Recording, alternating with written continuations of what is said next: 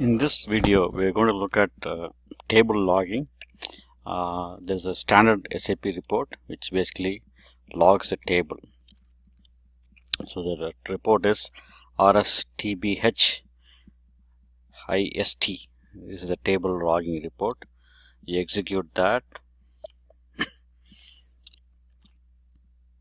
So currently the table logging is not active, but you should have the table logging active, because that is also prevent you can also analyze the table logs to make sure there are not unnecessary tables being changed drastically.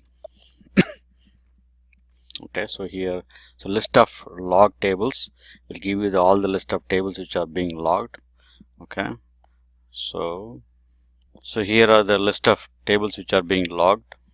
Okay, so you want to make sure get a list of tables which are standard activated. Okay, which can be, when you activate the parameter, that the change log can be activated for these tables. Okay, so analyze logs.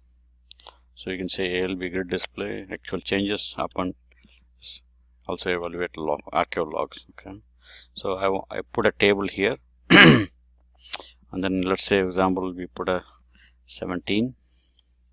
Okay, execute. Okay, so this if actually the table is being logged, then you can see detailed records of what data was changed in this table. So you have to basically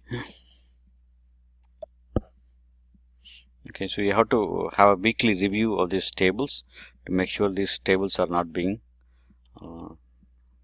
changed. Some certain sensitive table has to be reviewed. Thanks for watching the video. Click on the link below to register for the cybersecurity webinar. Thank you.